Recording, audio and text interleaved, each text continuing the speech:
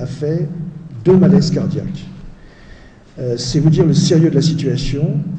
L'un dans la nuit de lundi à mardi, l'autre dans la nuit de mercredi à jeudi, en pleine nuit, et que ce que l'on dénonce et que l'on est venu dénoncer devant vous, c'est les négligences de l'administration, du médecin et du directeur de la prison du Cap-Manuel.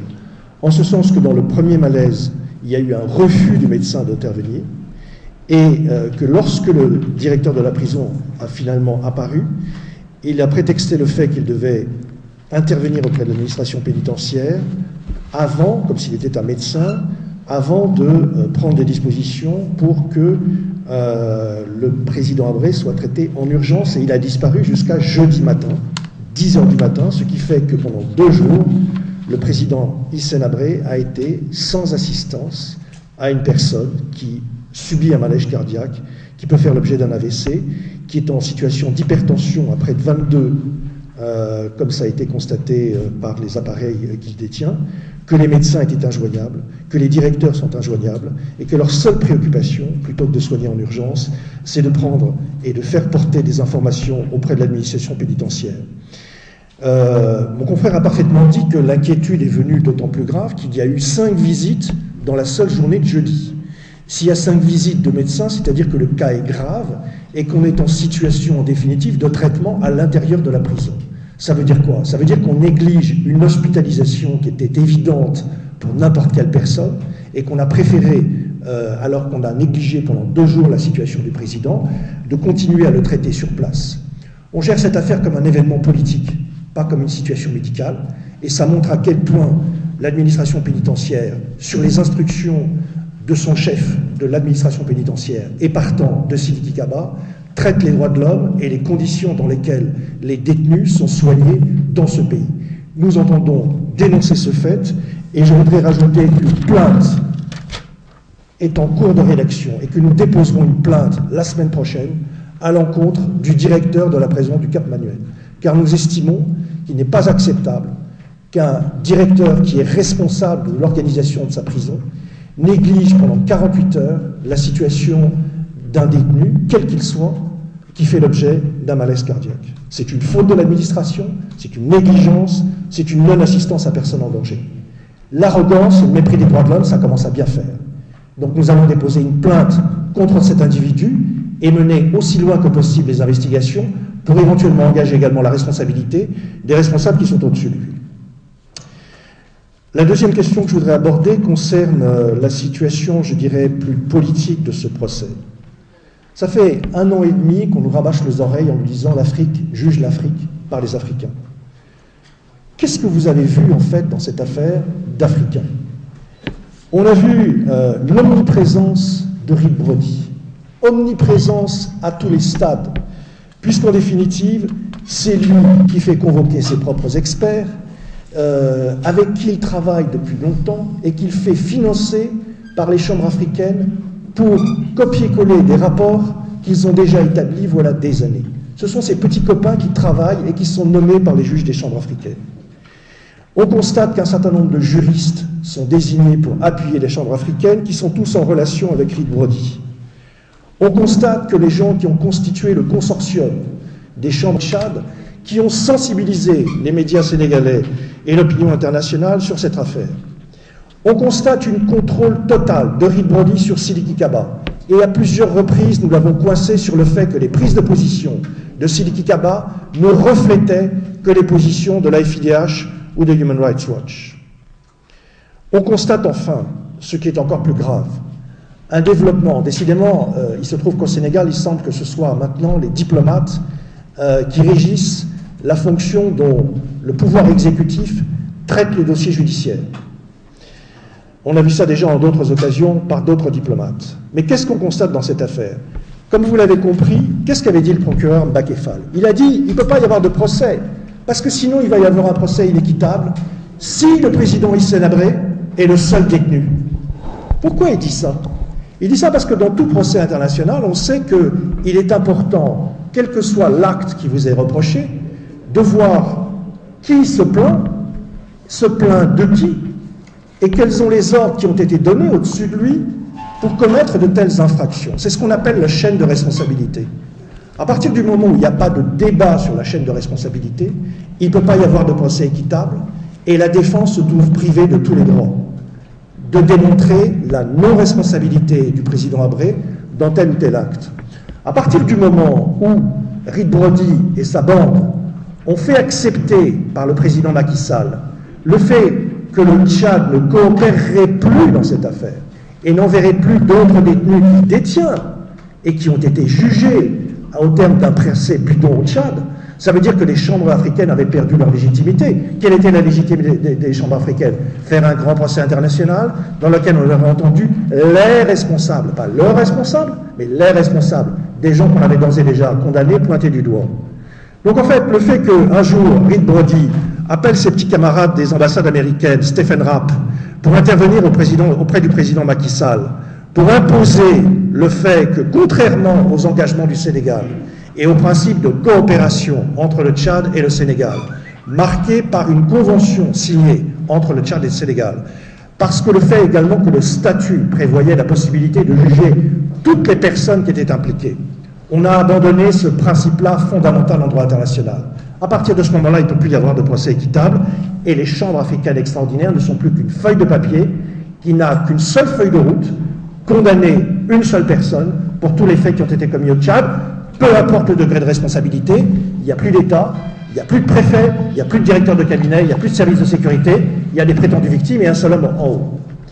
Ça pose un problème fondamental et nous dénonçons ici les activités de Reed Brody, de Stephen Rapp, sur le président Macky Sall, directement, qui les a reçus pour imposer en définitive aux juges des chambres africaines qu'il se couche devant les décisions prises par Idriss Déby, parce qu'il sait trop bien, Idriss Déby, que si d'autres personnes viennent au Sénégal pour témoigner, sa responsabilité personnelle et celle d'autres personnes seront engagées.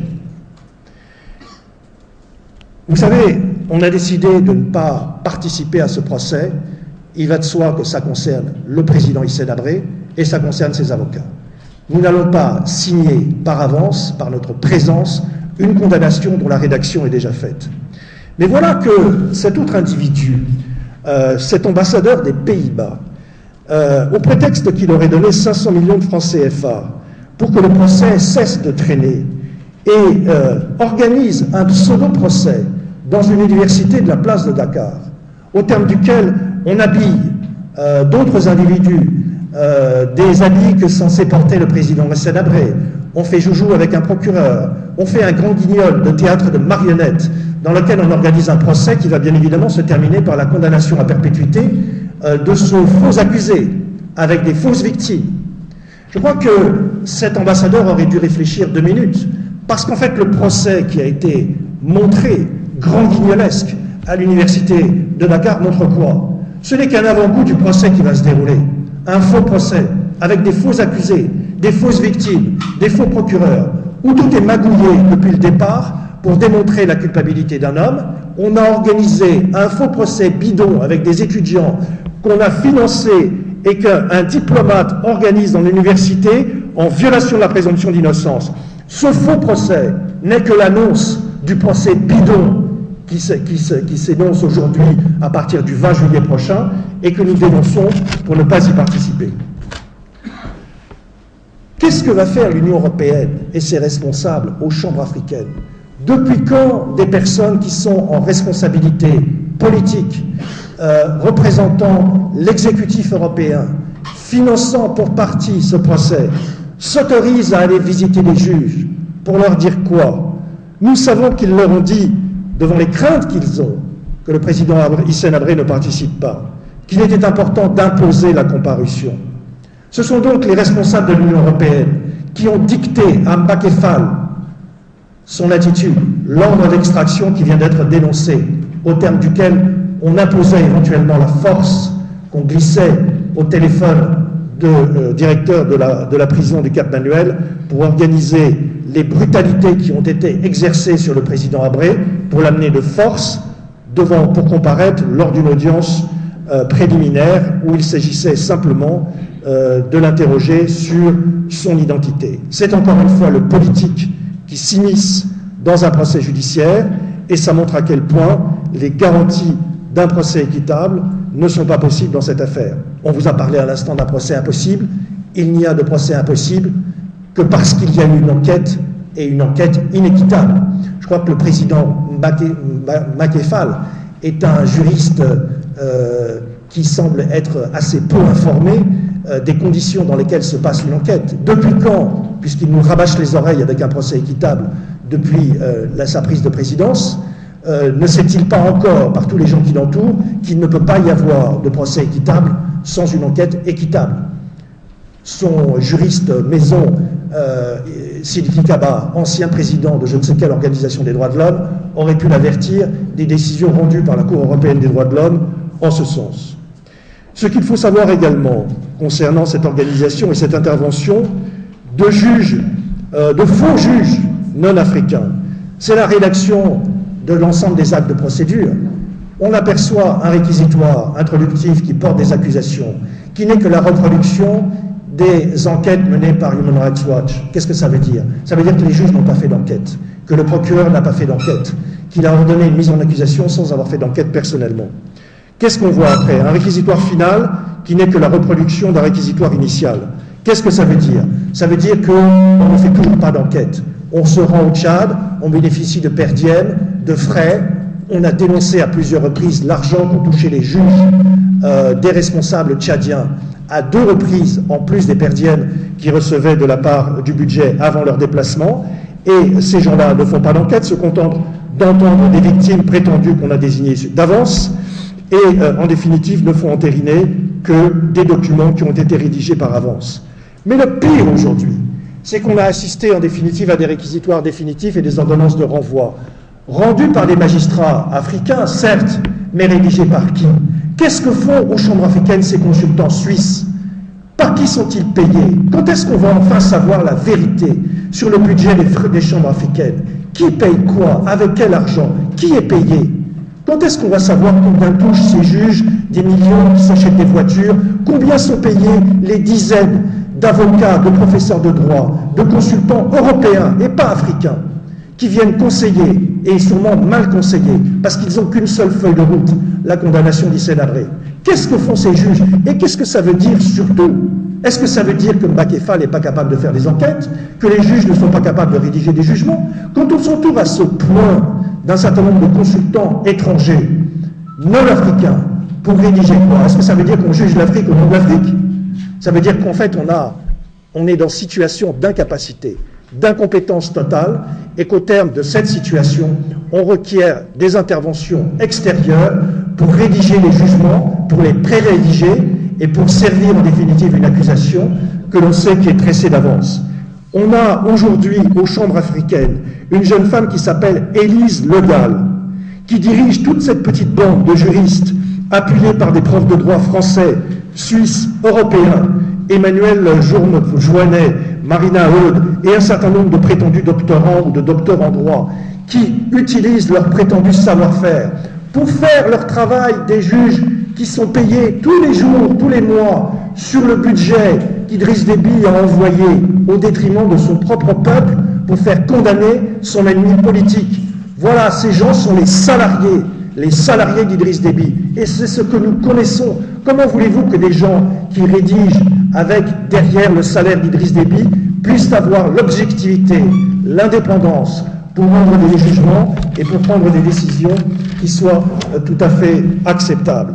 On est en présence d'un procès illégal, d'un déséquilibre total des moyens, et nous dénonçons cette illégitimité, et c'est la raison pour laquelle on ne peut plus considérer aujourd'hui que l'Afrique juge l'Afrique.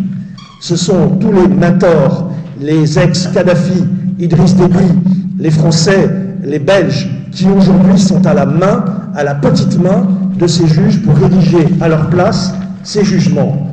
Pourquoi sont-ils donc payés? Est-ce que ça veut dire qu'il n'y a pas des juges pour rendre et pour avoir la capacité? Sont-ils les marionnettes judiciaires de ce théâtre de grand guignol organisé par l'ambassadeur des Pays-Bas et qui va présider qui a déjà organisé un faux procès et qui va effectivement organiser quelque chose qui s'apparente à un faux procès dans quelques semaines? Je voudrais revenir également sur un deuxième élément pour vous faire part d'une autre plainte que nous allons déposer. Ibrahima a largement parlé de cette question d'ordre d'extraction. Il faut savoir que contrairement aux faux communiqués publiés comme d'habitude sur le site des chambres africaines qui est manipulé par Mbacké Fall et ses amis, le président Hissène Habré a été extrait de force et qu'on était dans la même situation que Karim Wade, c'est-à-dire d'un ordre pour conduire quelqu'un devant une juridiction. Jamais l'extraire de force. Or, le président s'est opposé. Il a fallu que 8 à 10 personnes rentrent de force dans sa cellule et le prennent de force avec les brutalités que vous pouvez imaginer pour quelqu'un qui s'oppose, pour qu'on le sorte de sa cellule, pour qu'on le fasse rentrer de force dans un véhicule, pour qu'on le sorte de force dans un véhicule et qu'on cache avec d'autres véhicules à la presse les circonstances dans lesquelles il était amené devant la juridiction. Et pour qu'après, on le mène de force de ce véhicule devant la chambre préliminaire où il devait être entendu sur son identité. Ce sont des brutalités que nous dénonçons, brutalités qui ont été organisées une nouvelle fois personnellement par Mbacké Fall, en violation de tous les droits, puisque comme l'a rappelé Ibrahima, aujourd'hui Mbacké Fall n'a plus aucun pouvoir. Les pouvoirs d'extraire, de convoquer, appartiennent à une seule personne, le président des chambres africaines. Une fois de plus, Mbacké Fall, en situation d'immunité, d'impunité, viole les droits des juridictions internationales, nationales, pour prendre des décisions à la place du président des chambres africaines. Et c'est la raison pour laquelle nous allons dénoncer dans cette plainte également le directeur de la maison d'arrêt qui, n'ayant reçu qu'un ordre de conduire le président Hissène Habré devant les juridictions, a décidé personnellement, sur instruction de ses supérieurs hiérarchiques, d'imposer une conduite de force du président Hissène Habré devant les juridictions des chambres africaines. Je voudrais également vous dire un certain nombre d'éléments concernant la conduite de cette audience préliminaire. Vous aurez compris que aujourd'hui, nous avons depuis longtemps dénoncé une juridiction qui n'était pas une juridiction internationale, principalement parce qu'elle était composée de magistrats sénégalais. On n'a rien contre les magistrats sénégalais, mais ce n'est pas les caractéristiques d'une juridiction internationale, qui puisse avoir l'indépendance et, je dirais, sortir une affaire du contexte dans lequel on l'a vécu depuis des années. Or, aujourd'hui, qu'est-ce qu'on constate? Et là, je voudrais ici, devant la presse, devant les télévisions, interpeller personnellement, en le nommant, le président Gustave Cam Bendaou. Ce monsieur qui a été prétendument désigné sur appel d'offres est aujourd'hui le président des chambres africaines. Or, qu'est-ce qu'on constate? On constate, pardonnez-moi l'expression, mais qui s'est déjà fait doubler par Mbacké Fall. C'est-à-dire que le président Hissène Habré a été conduit de force, alors que ce pouvoir lui appartenait. Ça veut dire à quel point aujourd'hui les autorités sénégalaises, sur instruction du pouvoir politique, se moquent du président des chambres africaines extraordinaires et de ses pouvoirs. Ça veut dire à quel point il est réduit à ce pantomime, ce grand guignol qui était organisé par l'ambassadeur des Pays-Bas, où en définitive, on habille joliment un tribunal africain d'une personnalité burkinabé en disant, ben voilà, on a la preuve d'une justice africaine, alors qu'en fait, le premier acte qui est posé et qui aurait dû être posé par ce juge, il est doublé par quelqu'un d'autre. Comment voulez-vous qu'on puisse faire confiance à un magistrat qui manque autant d'autorité et qui ne réagit pas par rapport aux décisions qui sont prises par Mbacké Fall? C'est l'autre élément que nous voulons dénoncer. Mais savez-vous ce qui s'est passé pendant cette audience préliminaire? Ah, le président Gustave Cam Bendaou a longuement parlé de sa carrière, à quel point c'est un magistrat équitable, à quel point c'est quelqu'un qui a répondu à un appel d'offres et qui présente toutes les garanties. Messieurs, venez à ce procès, ne vous inquiétez pas, je suis là. Je suis là pour garantir que vous aurez un procès équitable. Mais a-t-il ajouté, et je parle en présence de mon confrère qui était présent, mais a-t-il ajouté le président Gustave Cam Bendaou? J'ai lu le dossier. J'ai lu le dossier et j'ai constaté qu'il y avait beaucoup de choses qui ne vont pas dans ce dossier. Moi, magistrat du siège, je considère donc, j'analyse sa première phrase, que la procédure d'instruction a été conduite en dehors des règles posées par les codes de procédure et donc les règles du procès équitable. Beaucoup de choses ne vont pas. Beaucoup de choses n'auraient pas dû se passer comme cela s'est passé. C'est donc une dénonciation par le président Gustave Kamben-Daou des conditions dans lesquelles l'instruction a été nommée. Comment peut-on croire Macky Sall quand il dit qu'il y a procès équitable, alors que le président même, qui va demain juger le président Hissène Habré, reconnaît dans une audience préliminaire que les conditions de l'instruction n'ont pas été satisfaisantes? Comment voulez-vous qu'on puisse accepter de participer à quelque chose qui est terminé, qui est jugé par le président et apprécié comme quelque chose d'irrégulier, et qui va présider aux conditions dans lesquelles ce procès va se passer, tout ça rédigé par les petites mains françaises et belges et américaines? Mais le président a été plus loin, et là encore on s'inquiète. On s'inquiète parce qu'il a dit, oui, il y a beaucoup de choses qui ne vont pas, mais c'est le passé. C'est pas grave. Peu importe. Le passé est le passé. Ce qui est important, c'est ce qui va se passer demain. Ben non. Si je n'ai pas de témoin à décharge, l'important, c'est pas ce qui va se passer demain. C'est pourquoi je n'ai pas de témoin à décharge. S'il n'y a pas de prévenus qui viennent du Tchad pour comparaître et prendre leur part de responsabilité, c'est pas ce qui va se passer demain. Ce qui est important, c'est pourquoi ils ne sont pas venus. Pourquoi on n'a pas accepté. Donc en fait, le président, et je l'interpelle publiquement là-dessus, je lui demande là, à M. Gustave Kamben-Daou, de dire publiquement, d'ici le 20 juillet, quels sont les éléments qui lui paraissent aujourd'hui inacceptables, inéquitables, dans les conditions dans lesquelles ont été menées l'instruction. Là, on verra si c'est un magistrat indépendant. Là, on verra si c'est un magistrat équitable. Là, on verra si on peut ou pas lui faire confiance. Que M. Gustave Kamben-Daou, demain, explique devant la presse pourquoi, qu'est-ce qui se passe dans cette procédure d'instruction qui lui paraît insatisfaisante, qui fait que cette procédure d'instruction a été menée de façon inéquitable et qu'en conséquence, la défense, à juste titre, informe l'opinion qu'elle ne se rendra pas à ce procès parce que c'est un procès impossible, parce que c'est une procédure inéquitable. J'interpelle le président Gustave Kamben-Daou pour s'expliquer sur ces faits. Mais comment peut-il dire, ce magistrat, qui a été recruté parce qu'il avait une grande carrière internationale, qu'il ne peut plus rien faire? Ah bon? Ah bon? On ne peut plus rien faire devant les juridictions internationales quand on constate qu'une procédure est nulle, inéquitable. Mais que le président relise les jugements du Rwanda, de la Yougoslavie, de la CPI, et on verra comment les avocats qui, eux, pouvaient espérer avoir une chance de ne pas être condamnés se sont défendus.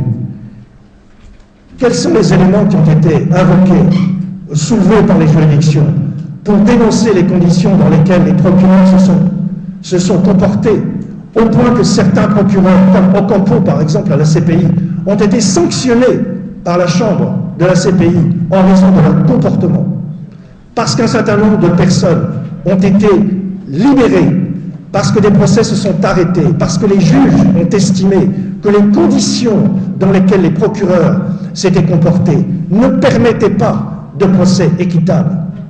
Alors, puisque M. Gustave Kamben-Daou a été, dans le parcours qu'il indique, qu'il a rendu plusieurs décisions à Arusha, qu'il relise ses classiques et qu'il voit si véritablement il peut affirmer qu'il ne peut plus rien faire.